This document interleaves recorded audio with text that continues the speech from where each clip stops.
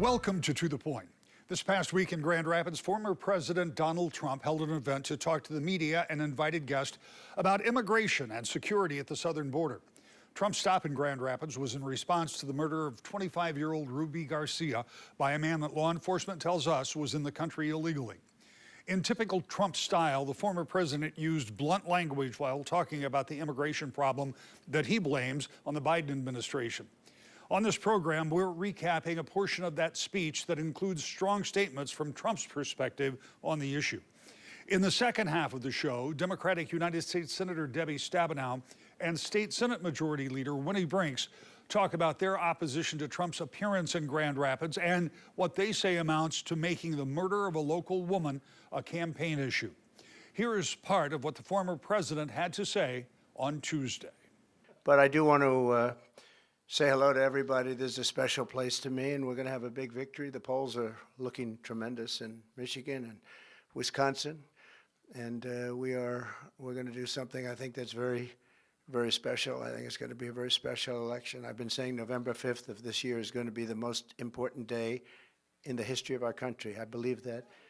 So just remember that. We're here this afternoon in Grand Rapids, Michigan, 1,283 miles from the southern border. You've been hearing a lot about the southern border over the last couple of years. We put up a chart which is border related, and you see the lowest point in history was just before I left. Just as I was leaving, that was the lowest point. You see the arrows pointing? And I think that chart spells out better than anything I can say today. In fact, I don't have to say anything. I can just leave. Just take a look at that. That is the best. And then it looks like a rocket ship went off. When you look at the other numbers, it's a shame. It's a sad shame.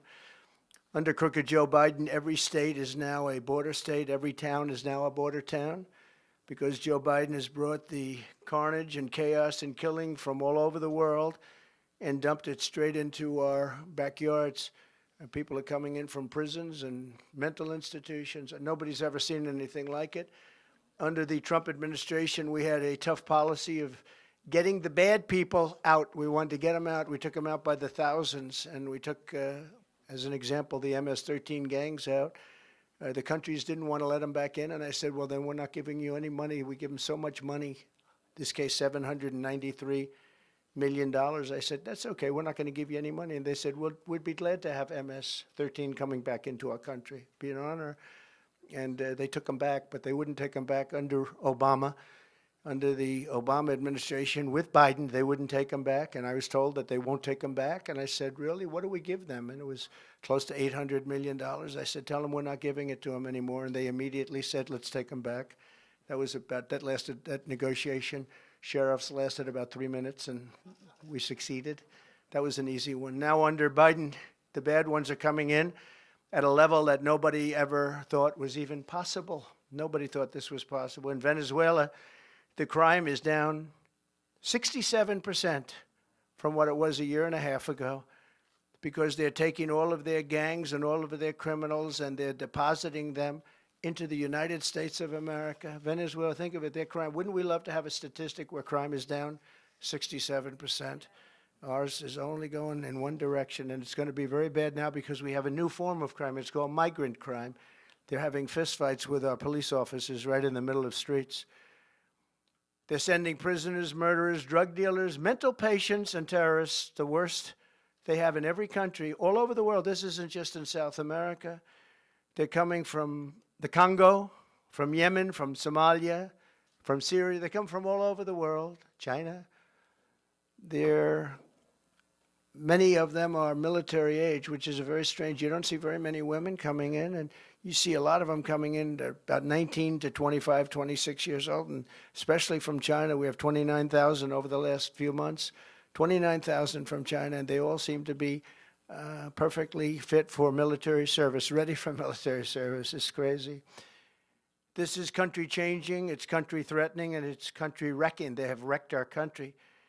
But I stand before you today to declare that Joe Biden's border bloodbath, and that's what it is. It's a bloodbath. They tried to use that term incorrectly on me 2 weeks ago. You know, it's all about misinformation. That's all they do is cheat on elections and disinformation, misinformation, fairly closely related, those two words.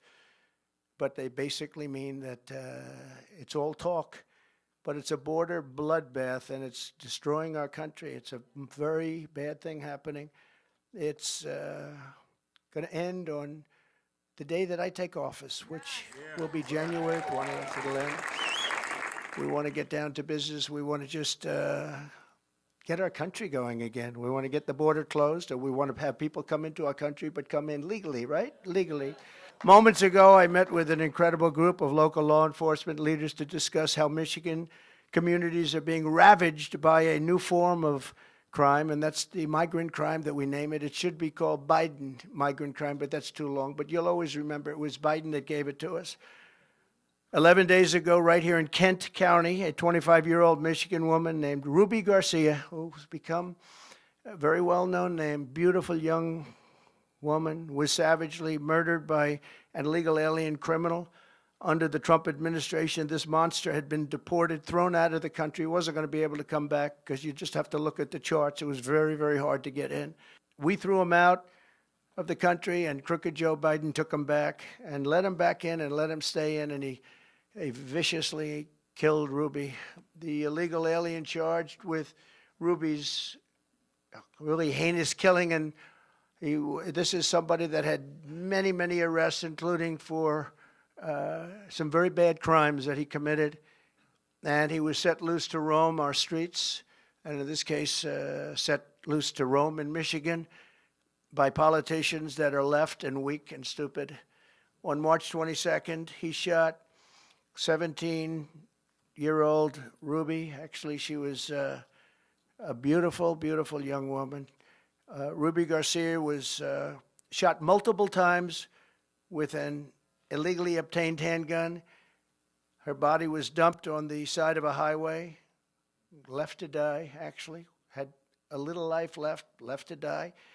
And Ruby passed away, and it's been a big story because it's so horrible. Some of these horrible stories, there's so many of them, you could go on for days, but some of them just, they resonate so much more for whatever reason. They were all so horrible, and there's so many of them.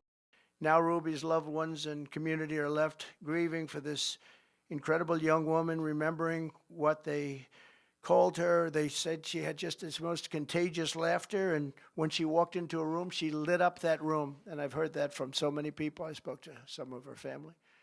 2 months ago, another illegal alien criminal was sentenced in Kent County by executing a 22-year-old Grand Rapids woman while she was in the car with her 1-year-old baby, shooting her at least 5 times all over with a rifle at point-blank range, while the killer was wanted for outstanding attempted versions of various forms of strangulation. They were looking for this particular killer all over the country. He was allowed to come into our country by a very weak border policy. And just a few weeks ago, I met with the grieving family of Laken Riley. You know Laken, she was incredible. Top of her class, everything was the top. She was the top of everything. She was incredible. I met the parents, incredible people. The 22-year-old nursing student in Georgia who was barbarically murdered by an illegal alien animal.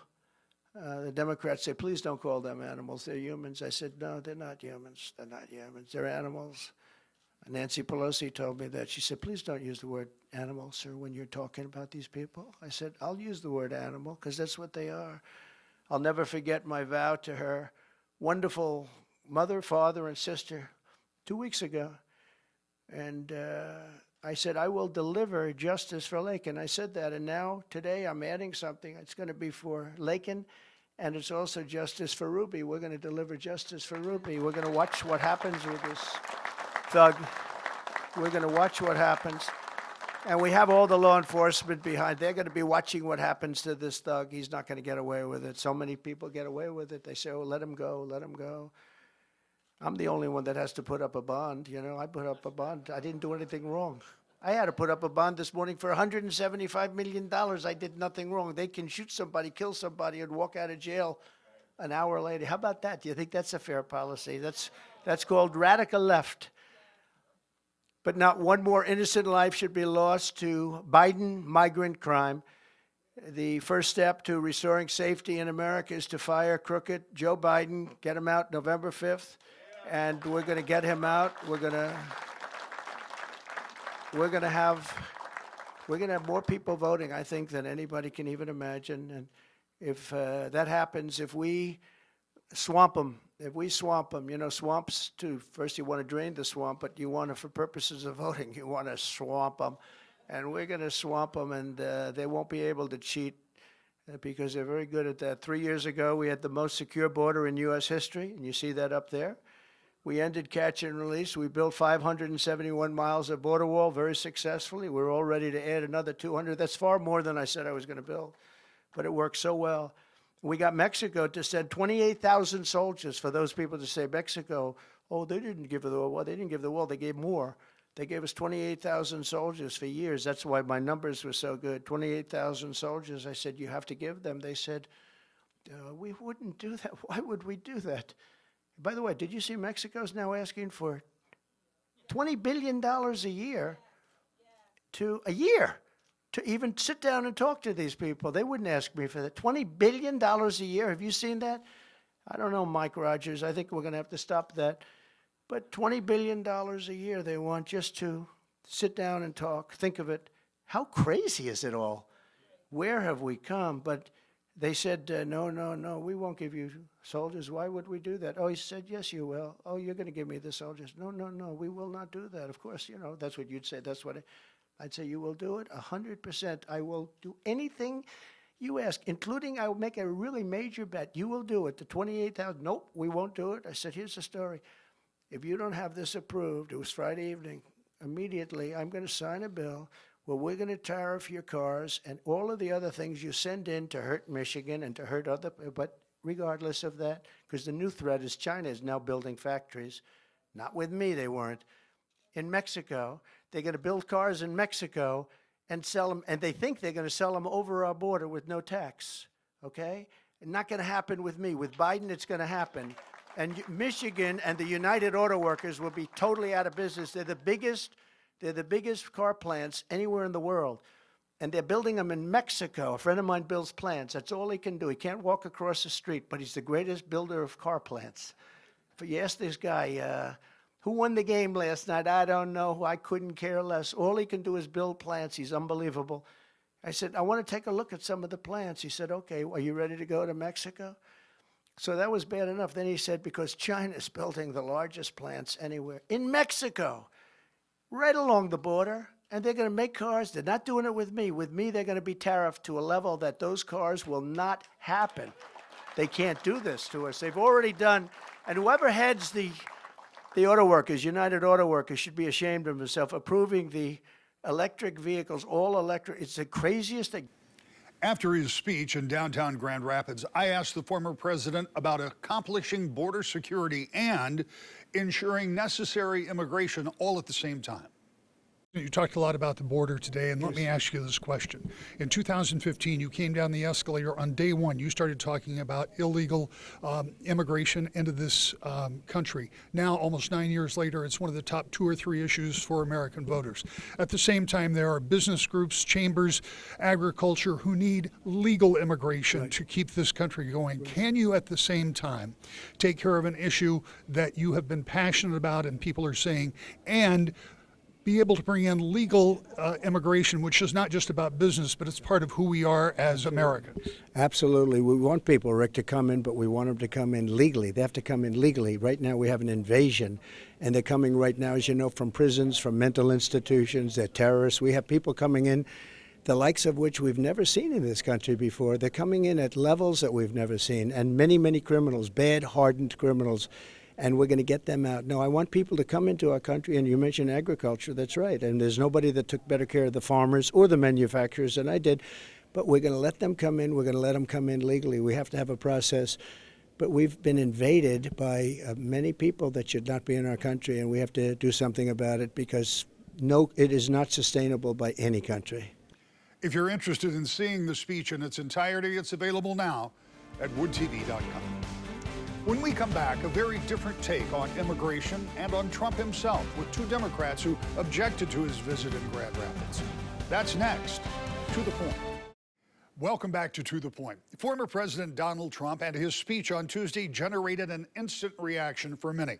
For his supporters, there were demonstrations of their approval, including flag-waving crowds that greeted him as he arrived in downtown Grand Rapids. From his detractors, condemnation of what they say was politicizing the tragic death of a young woman in Grand Rapids 2 weeks ago. U.S. Senator Debbie Stabenow and Michigan Senate Majority Leader Winnie Brinks commented on a teleconference prior to the event on Tuesday. Let me just start today. It was really underscoring the fact that Ruby Garcia's death was a horrible tragedy. And so is every life taken by violence, including domestic violence, regardless of who commits the crime, period. But unfortunately, Donald Trump and MAGA Republicans are hell-bent on exploiting Ruby's death for their own politics. Frankly, I think it's shameful. And I want to be clear, there are very real security concerns at the border. And on February 7th of this year, Senate Republicans had a chance to vote for a tough, effective, bipartisan bill to address those challenges. 55 days later, we're still waiting for that bill to pass. 55 days ago, Republicans killed the bill. And we know why. It was very clear, and Donald Trump admitted it. He told them to stop the bill. So the reality is we're working very hard. President Biden, all of us, working very hard to stop the flow of fentanyl and other dangerous drugs that are killing our family members and neighbors that's coming across the border. President Biden has been asking for resources, both the technology and the staff in his budgets, and Republicans have been unwilling to provide those resources. We also know our immigration system is broken. There's no question. In fact, with my agriculture hat on, let me just say, ask our farmers in West Michigan who desperately need a legal visa system that works. So there's a lot of reasons why we need to address the immigration system, which is broken. But the truth is, Donald Trump isn't interested in border security. He's or making our immigration system work. He is only interested in scapegoating people for his own benefit and creating chaos. Here's the truth. Donald Trump is the one to blame for the ongoing border crisis. Again, Senate Democrats and Republicans worked together for months to negotiate a tough border security bill, the first bipartisan bill in 20 years. And we had the votes to pass it right up to the last minute. Then Trump decided he didn't want us to pass it because he thinks chaos at the border will help his campaign. So he got the MAGA Republicans to kill the bill. I just want to quote two Republican colleagues to emphasize this. Mitt Romney said, the border is a very important issue for Donald Trump, and the fact that he would communicate to Republican senators and congresspeople that he doesn't want us to solve the border problem because he wants to blame Biden for it is really appalling, really appalling. And a second colleague of many, Tom Tillis, who's a very conservative senator from North Carolina, he said to his colleagues when this went down, it is immoral for me to think you look the other way because you think this is the linchpin for President Trump to win. So Trump stopped us from passing the bill by getting almost every Republican to vote no. Why? Because he wants to make the situation worse so he can come to Grand Rapids, Michigan and play top politics with this issue. And he's unfortunately more than willing to play politics with a horrible, tragic death of Ruby Garcia. Let's be clear. President Biden, Democrats are ready to solve the problem. There's a bill waiting to be voted on the floor of the United States Senate right now. If Donald Trump really cares, it's time for him to join us in making sure that this gets done. Every time Trump comes to Michigan, he likes to tell an alternate story about his record as president. And so I would like to set the record straight today. When it comes to Trump's failed policies and their harmful impact, nobody knows better than Michiganders. Trump's policies created incentives to ship Michigan manufacturing jobs overseas. We lost over 200,000 jobs, including 30,000 in manufacturing. 6 auto factories closed under Trump because he incentivized companies to move their production overseas. Michigan has the best workers in the world, and they were failed by a guy who couldn't care less about them. Trump has also shown that he's out of touch with Michiganders when it comes to reproductive health. He continues to brag about overturning Roe v. Wade, a partisan and political decision made by a Supreme Court that he stacked. And while Michiganders voted overwhelmingly to protect a woman's right to make her own healthcare decisions in 2022, and our Democratic majority in the legislature passed it into law, even our state's new constitutional amendment is in jeopardy as Trump sets his sights on something even more radical than overturning Roe, an outright national ban on abortion.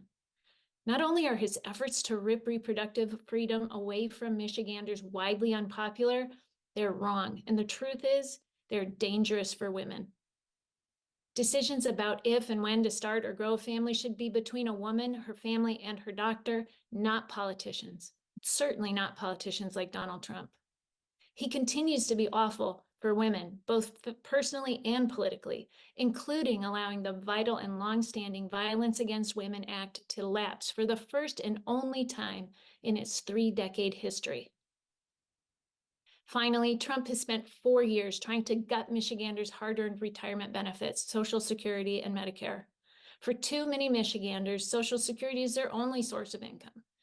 And Trump's proposed slashes to the program would send Michigan seniors and seniors across the country, I might add, into poverty. The same can be said for Medicare. Instead of fighting to lower healthcare costs like President Biden has done, Donald Trump would rip coverage and benefits away from already at-risk Michiganders.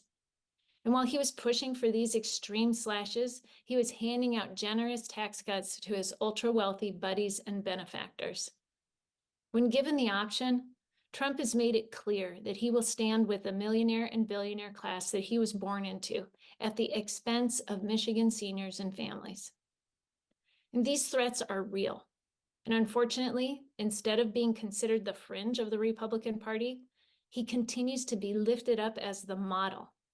As Trump goes, so go Michigan Republicans. From claiming a bus carrying Gonzaga's men's basketball team was an invasion of immigrants, to callously invoking Hiroshima and Nagasaki when talking about Gaza, to trying to make the death of Ruby Garcia about immigration and fear instead of domestic violence. Donald Trump is always about division instead of unity. He's about creating chaos instead of offering solutions, and exploiting others for his own personal and political gain. A leader of character would be mourning the loss of a young life and sympathizing with her family, her friends, and our community. A leader of integrity on public safety would be working to prevent gun violence and domestic abuse. A leader with wisdom would be providing a meaningful, productive solution to the border crisis, encouraging congressional Republicans to work with Democrats to meet Joe Biden at the table and urge them to pass meaningful immigration reforms. But instead, Donald Trump is here today, using a tragedy as a political opportunity and stoking hate and discord. So when it comes to the economy, reproductive freedoms, safety, retirement benefits, and more, Michiganders cannot trust a second Trump presidency. We're out of time. See you next week. To the point.